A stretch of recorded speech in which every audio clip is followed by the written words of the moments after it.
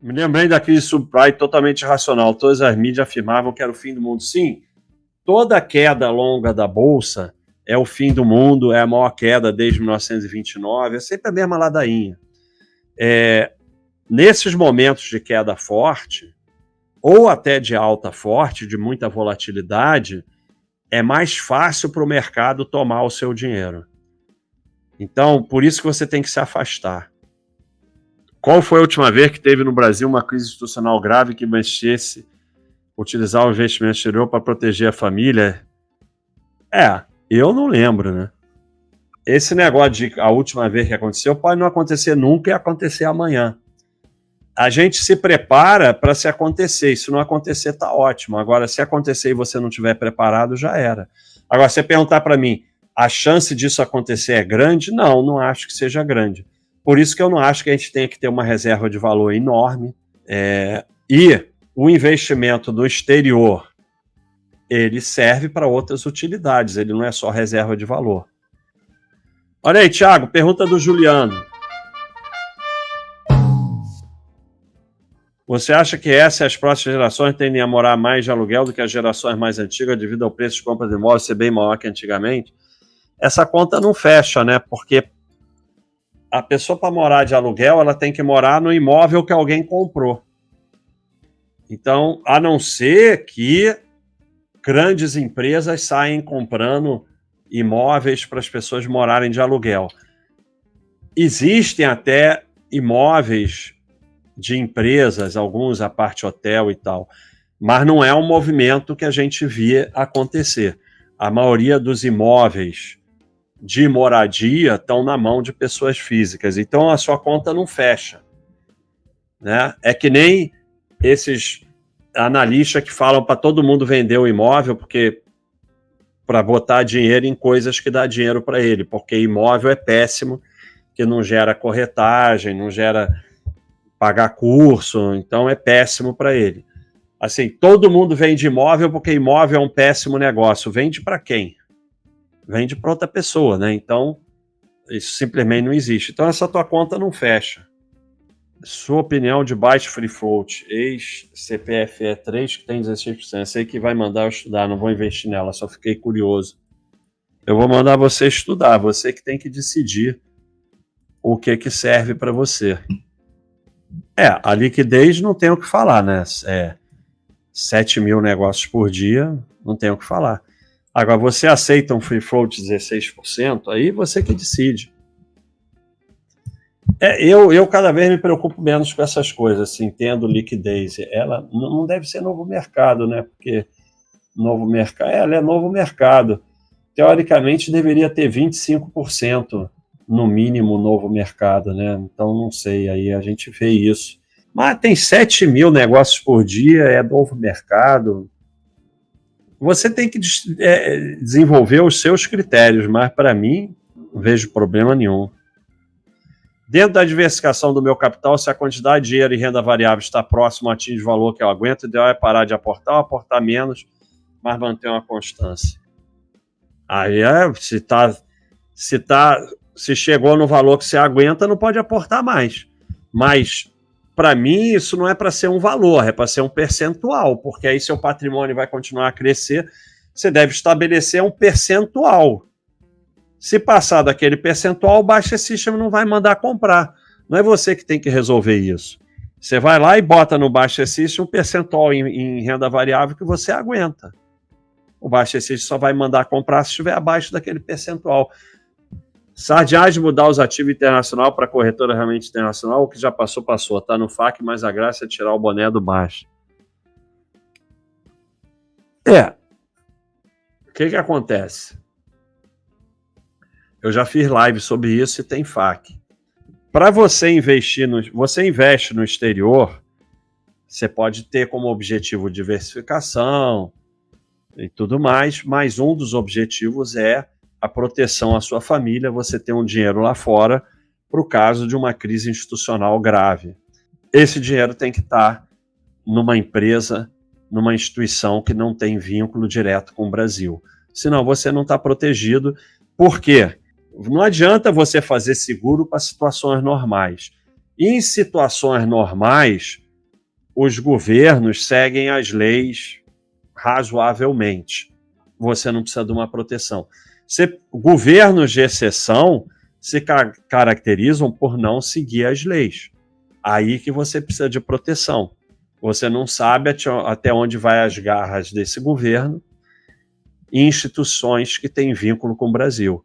Então é uma decisão sua do quanto você quer proteger sua família. Do investimento exterior é só Estados Unidos ou pode outra bolsa tipo China? Poder pode, mas é difícil. E os Estados Unidos e Europa Ocidental, os Estados Unidos é o mais fácil. Europa Ocidental ainda dá. Investir no Oriente é extremamente complicado. China é muito complicado, eles não permitem que você tenha nada, é igual as empresas chinesas na bolsa dos Estados Unidos, que você não está investindo na empresa, é um rolo lá que eles fazem. Seria bom poder, mas é muito complicado. Agora, nos Estados Unidos, você pode comprar ações de empresas orientais. Investir mesmo lá é bem complicado. O Leviatã era o seguinte, era um boi imenso. O boi era uma operação que ganhava muito se o mercado se movimentasse para qualquer direção, mas ganhava mais na alta, e perdia com a passagem do tempo. E o que acontece? Com a passagem do tempo, o potencial dele ia diminuindo, ou você ia perdendo dinheiro, então para montar o boi, você recebia dinheiro. Mas era um dinheiro fictício, porque você ficava devendo. Então você montava uma operação que devia R$5.000 e a corretora depositava R$5.000 na sua conta. Mas você estava devendo 5.000. Se o mercado movimentasse com força, você zerava a operação pagando menos que 5.000 ou podia até ficar positivo. Então, aí era o kind of magic. E o Leviatã que como o tempo ia passando e você ia perdendo, você tinha que ir aumentando a operação e tirando mais dinheiro do mercado para compensar. Até que ela ficava imensa e você com uma dívida imensa que se o mercado não movimentasse com força, você perdia os caceta. Você ia botando margem, é a pior sensação do mundo. Todo dia a corretora te liga para pedir mais margem, e você vai botando margem, até que um dia você não aguenta, que foi justamente o que aconteceu no segundo ferro que a gente levou, zera tudo, paga o prejuízo, no dia seguinte o mercado começa a subir, não para nunca mais, você teria ganho os caceta. Você considera bullshit position trade, pegando movimentos grandes, botando lucro em renda fixa e outras ações buy and hold? Se você está bilionário, não. Porque se você está bilionário, eu não considero bullshit. Agora, a chance de você ganhar fazendo isso é praticamente zero. É só você ver se você está ganhando mesmo. Se você estivesse ganhando mesmo, você não estava perguntando se eu considero bullshit. Porque se você está ganhando os caceta fazendo isso, que diferença faz, minha opinião? Então, ou você está perdendo, ou vai perder, ou vai lá, experimenta e depois me conta. Agora, se você está bilionário, é outro papo. Essa semana eu vi um corte do YouTube onde você fala que o Bitcoin nesses 10 anos não serviu para nada do que ele propunha em seu projeto inicial, que na prática serve só para especulação.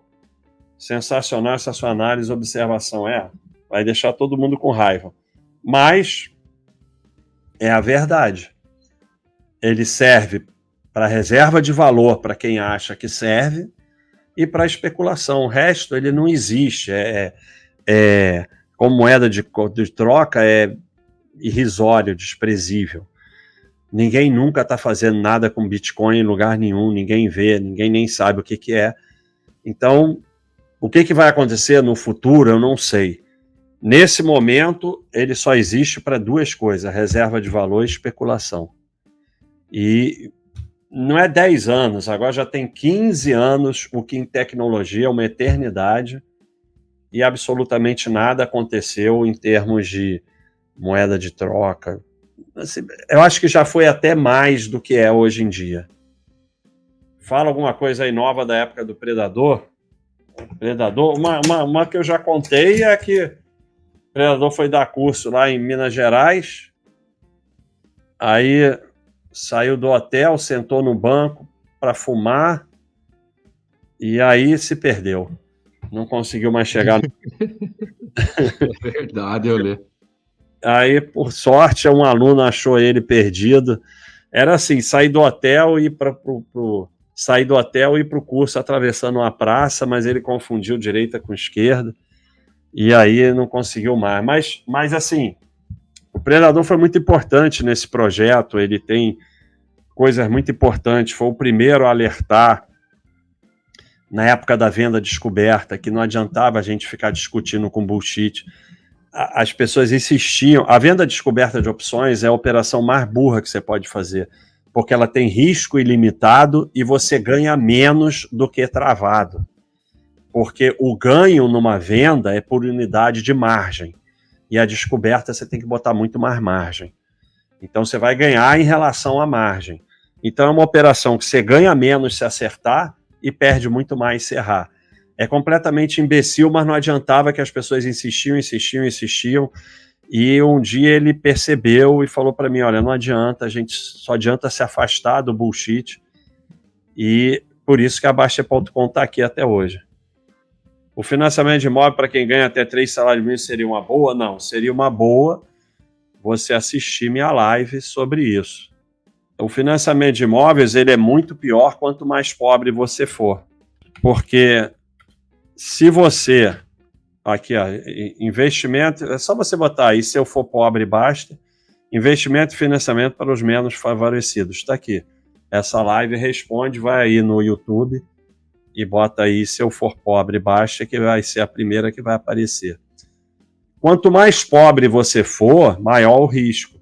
Se eu sou um sujeito que tenho 5 milhões e financio 1 milhão, se eu perder tudo, vai ser muito triste, mas não vai mudar em nada a minha vida. Se eu for pobre e não conseguir pagar o financiamento, perder o imóvel que eu paguei, acabou a minha vida. Então, quanto mais pobre você for, maior o risco da dívida. Como médico, como convencer o paciente a praticar atividade física? Alguma dica? Exercício dói, sedentarismo mata. Pois bem, quando eu já estava mais ou menos na Baixa.com, passei a fazer só consultório, não trabalhava mais no hospital e trabalhava só com saúde. Eu fiz isso porque medicina você não pode fazer mais ou menos, então eu quis me afastar um pouco das coisas mais graves da medicina. E aí, basicamente, o que eu mais fazia era tratar parar de fumar e tratar obesidade, falta de esporte. Também parar de beber, mas era mais raro. O meu sucesso com parar de fumar era muito maior do que com obesidade, com praticar esporte e tudo mais. É muito difícil. Não é fácil. Uma das coisas que você pode fazer é falar para vir aqui para Baixa.com, porque aqui a gente faz uma lavagem cerebral em cima disso. Não é fácil, é muito difícil. É muito difícil. Agora, por outro lado, não é responsabilidade sua, é responsabilidade sua falar a verdade, explicar para ele. Se não quer fazer, a porta só abre por dentro, né? Mas é difícil. É difícil.